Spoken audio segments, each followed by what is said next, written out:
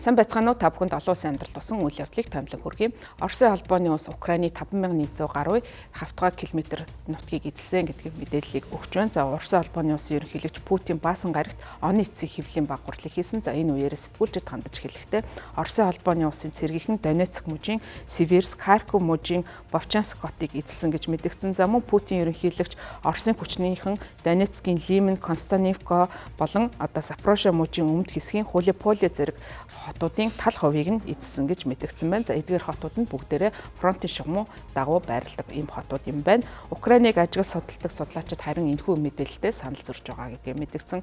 Өөрөөр хэлбэл Оросын холбооны улсын хэлж байгаа мэдээлэлтэй санал нийлэхгүй байгаа юм байна. За Вашингтонд төвтэй судалгааны төв болох дайны судалгааны хүрээлэн хиймэл дагуулын мэдээлэл болон нээлтийг сурвалжийн мэдээлэлд үндэслэн мэдэгдэж нотлох баримтуудыг цуглуулсан байна. За ингээд Путин хэлсэн үгтэй бол эдгээр нотлох баримтууд зөрөлдөж байгаа гэж хэлсэн. За эзэлсэн гээд байгаа газар нутаг за эсвэл өргөн хүрээтэй давшилт хийсэн гэсэн аль нэгэнч нотлох, батлах ийм баримт учиг олдохгүй байна. За зөвхөн жишээлбэл Хулипол хотын 7.3%, Лиман хотын 2.9% Оросын цэрэг байгаа гэдгийг нотлох баримтаар ажиглаж гаргасан гэж хэлж байгаа. За мөн Америкийн нэгдсэн улсад төвтэй энэхүү дайны судалгааны төв Оросын давталгаатай холбогдуулан Оросын цэргүүд Константиновкагийн 5-аас илүүгүй хувийг эзлэх боломжгүй гэсэн ийм мэдээллийг бас хэлж байгаа. За мөн Кремлийн зүгээс Харьков мужийн Купянск, Донецкийн Покровск хотуудыг бүрэн эзэлсэн гэж хэлж байгаа. За харин дайны хүрээлэнгийн тооцоолсноор Оросын холбооны улс Харьковын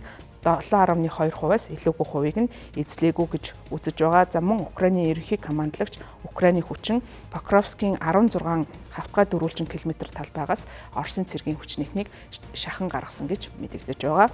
12 дугаар сарын 18-нд Оросын ерөнхий командлагч Валерий Гарисимов гадаадын цэргийн албан тушаалтнуудад жилийн эцсийн тайлангаа танилцуулсан. За энэ үеэр Оросын холбооны улс энэ онд Украины 6300 хавтгай дөрвөлжин километр газрыг эзэлсэн гэж мэдэгдсэн. За энийг мөн Оросын батлан хамгаалгын сайд Андрей Белоусов 7 хоногийн өмнө мэдэгдэж байсан 6000 хавтгай дөрвөлжин километраас арай их юм хэмжээг хэлж байгаа. Гэхдээ дайны судалгааны хүрээлэн Оросын энэхүү албан тушаалтнуудын мэдэгдэж байгаачлан Оросын холбооны улс Украины 300 суурин биш харин 196 суурин бүхий 4984 хавтгай дөрвөлжин километраас илүүгүй газрыг эзлээгүй гэж мэдэгдэж байгаа.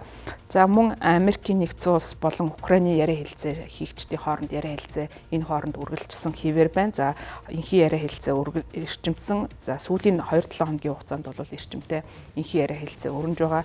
Флоридад 3 өдөр хэлцээр хийсний дараа бол даваа гарагт талуудын яриа хэлцээ дууссан байгаа. За үүний дараагаар Украины ерөнхийлөгчийн зүгээс лав гаргийн өглөө олон нийтэд танилцуулсан 20 зүйлтэй энхийн төлөвлөгөөг гаргасан. За үүнд бол Америкийн нэгдсэн улс болон Украины хооронд газар нутгийн асуудлаар ямар нэгэн тохиролцоонд хүрээгүй болох нь олон нийтэд одоогийн байдлаар ил болж байгаа. За Оросын холбооны улсын хувьд бол Украины талаас Кремээс гадна Донецк, Луганск, Запорожье, Херсон мужийг бол тэр чигт нь өхийг нь шаардаж байгаа. За мэдээж ихээр Украины улс үүнд бол татгалцсан байдалтай байна. Европын хувьд бол гал зогсоосны дараа газар нутагтай холбоотой асуудлуудыг хилцэх саналыг гаргаад байгаа. За ямар ч байсан талууд бол энэ асуудлыг хилцсэн хэвээр байна. За мөн Оросын холбооны улсын явуулж байгаа дайн байлдааны үйл ажиллагааг зогсоох тал дээр Америкийн нэгдсэн улстай илүү хамтын ажиллагаа өрнүүлэхийг Зеленскийгийн зүгээс ихээхэн эрмэлзэж байгаа учраас Америкийн нэгдсэн улсын ерөнхийлөгч Дональд Трамптай дээд хэмжээний уулзалт хийхийг санал болгож байгаа. За энэхүү дээд хэмжээний уулзалт босон тохиолдолд газар нутагтай холбоотой ямар зохицуулт хийх талаар талууд бас ярилцгаар төлөвлөж байгаа юм байна. За тийм учраас талууд байр сууриа хамтран нэгтгэж илэрхийлэх нь чухал гэдгийг Украины ерөнхийлөгчөөс уриалж байгаа. За хамгийн чухал Украины хувьд бол энэхүү дайн байлдааныг зогсоох ихэнх хэлцээрээс олж авж байгаа зүйл нь бол аюулгүй байдлын баталгаа. За Америкийн нэгдсэн улсын зүгээс Украинд өгч байгаа аюулгүй байдлын баталгаа нь НАТОгийн өгч байгаа баталгаатай ерөнхийдөө төстэй ийм хэмжээний түвшний ийм баталгааг өгч байгаа. За өөрөөр хэлбэл хэрвээ Оросын холбооны улсаас Украин руу дахин давтлах тохиолдолд НАТОгийн зүгээс Украиныг хамгаалan байлдахаар энэхүү аюулгүй байдлын баталгаанд тусгаж орсон ийм заалтыг оруулж чадсан байгаа. За мөн Европын холбоо тусдаа Украинд бас ойрын ирээдүйд тус холбооны гишүүн болох ийм нөхцөлийг бүрдүүлэхээр ийм мэдээллийг гаргаж байгаа. Тус холбооны ихэнх гишүүдийн зүгээс бол харилцан хамгаалалт авах эрх олгоно гэж хэлж байгаа. За үүнтэй адил бас нэгэн чухал зүйл нь бол Украиний хувьд цэрэг армийн тоог бууруулах шаардлагагүй болж байгаа. За өмнө нь бол дэвшүүлж байсан эхийн төлөвлөгөөнд Украиныг цэрэг армийг тодорхой хэмжээнд болгож одоо бууруулах шаардлагыг Оросын холбооны улсын зүгээс тавьсан болвол энэ удаа бас яриа хэлцээ өрнөсний үр дүнд бол Украин улс цэргийн хүчээ бүрэн хэмжээгээр хадгалж авчруулах боломжтой болж байна. За мөн эзэлсэн одоо эзлэгдсэн байгаа газар нутгийг дефактогоор Оросын гэж хүлээн зөвшөөрөхийг шаардахгүй болсон юм байна. За мөн Москва үүнийг шаардаж байсан ч гэсэн Америкийн нэгдсэн улсын одоо анхны саналыг тусгасан гэж мэдэгдэж байгаа. За мөн Кремлийн хувьд бол энэхүү Вашингтон Киевийн боловсруулсан 20 зөвлөл бүхий баримт бичгийг мэдэж байгаа гэдгээ илэрхийлсэн. Оросын холбооны улс байр сууриа тодорхойлж байгаа юм байна. Одоогоор ажиллаж байгаа сувгуудаараа дамжуулан ойрын ирүүд харилцаа холбоогоо үргэлжлүүлнэ гэдгийг Кремлийн хэвлэлийн төлөөлөгч Дмитрий Песков мөн лав гарагт олон нийтэд хандаж мэдгдсэн байна.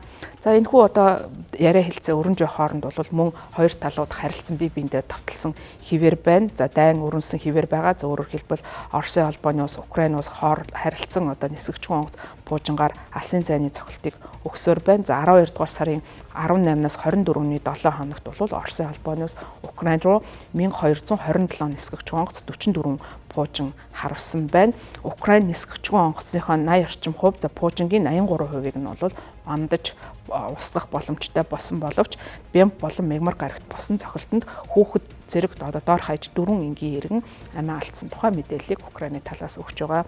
Украины аюулгүй байдлын алба 12 дугаар сарын 20-нд Кремийн эзлэгдсэн Севастополийн ойролцоох Билбек агаарын баазад Оросын 2 ширхэг Су 27 онгоцонд бас цохилт өгсөн байна. За 2 хоногийн өмнө Украин тус бааз дахь агаарын тавталгаанаас хамгаалах системийг сулруулж МиГ-31 онгоцыг бас онсон ийм мэдээлэл яригдж байгаа. Мөн Украины зүгээс Оросын холбооны улсын Каспийн тэнгис дэх нефт боловсруулах үйлдвэрлэлд халдлага өгсөн. За тухайлах юм бол Лукойл компани эзэмшлийн Оросын газрын тосны өрөмдлөгийн тавцан руу цохилт өгч өрөмдлөгийн тавцангийн нэгийг гэмтээсэн тухай мэдээллийг өгч байгаа. За ямар ч байсан талууд бол дайн байлдааны үйл ажиллагаа өргөжүүлж байна. За мөн түнчлэн бол Оросын холбооны улсын зүгээс өөрийн одоо явуулж байгаа тавшилтынхаа үйл ажиллагааг явуулж аль болох их хэмжээний газар нутгийг эзлэхийг оролдож байна. За энэ мэдээж ихээр Оросын холбооны улсын зүгээс одоо яриа хэлцээнд илүү давуу талтай оролцох боломжийг олгож байгаа. За Украины хувьд бол аль болох газар нутгаа авчруулахыг эрмэлзэж байгаа. За нөгөө тэгүр Украины хувьд хамгийн одоо тулгымцсан асуудал нь аюулгүй байдлын баталгаа байсан. За харин энэ асуудал дээр Америкийн нэгдсэн улсаас баталгаа авч байгаа явдал нь бол Украины хувьд энэхүү яриа хэлцээнд одоо гол одоо ололтыг бий болгосон зүйл болж байна. За цаашдаа бол яриа хэлцээ улам одоо үргэлжлүүлэн явагдах болно. За үүнтэй холбоотойгоор дараагийн төвшлүүдийг олон нийт анхааран харж байгаамаа.